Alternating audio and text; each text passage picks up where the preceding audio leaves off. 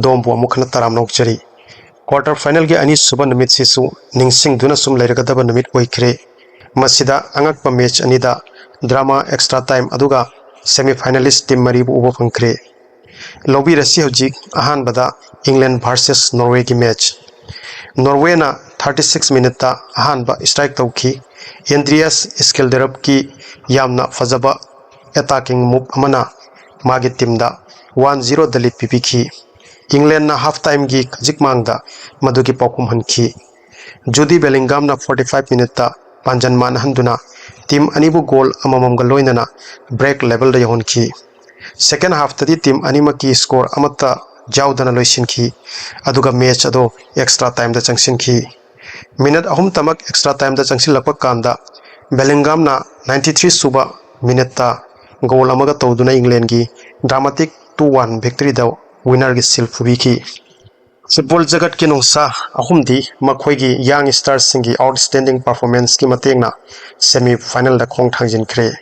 हजिक मथंगदा अमुक लोबीरसी अनी सुब क्वार्टर फाइनल दा अर्जेंटीना अमदी स्विट्जरलैंड की मैच डिफेंडिंग चैंपियन ना यामना फजबा मोंगदा सानबा हुदुखी लियोनेल मेसी की यामना फजबा ब्रिलियंट एसिस्ट की तुंगदा एलेक्सिस मैकएलिस्टर ना हेड तौदुना अर्जेंटीना ना 1-0 दा मंजिल थादुना लैखी स्विट्जरलैंड सु लेमना थाबा पामखिदे यामना कन्ना मायोकनखी अदुगा स्विट्जरलैंड की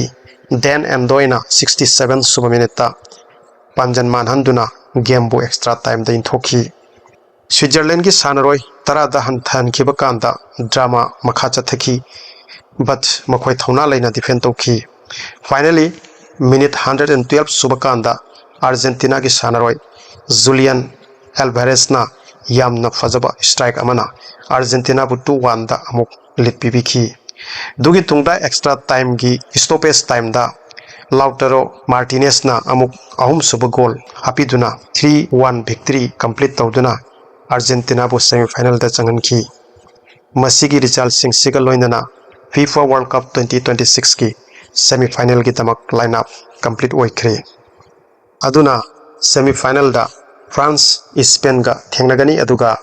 इंग्लैंड अर्जेंटीना गा मायोकनगनी मसी टूर्नामेंट की ख्वाइदगी चौबा मैच सिंगी मनुंगदा अमा ओइगनी थाजनरी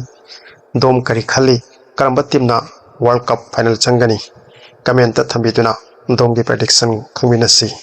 अगचरी वीडियो सिबु पेनबिरगदी लाइक अमदि सब्सक्राइब कोबिगनु लोइनना फीफा वर्ल्ड कप 2026 की अपडेट सिंगी तमक नोटिफिकेशन बटन टर्न ऑन दा थंबियु मथंगी वीडियो दा अमुक उनसी।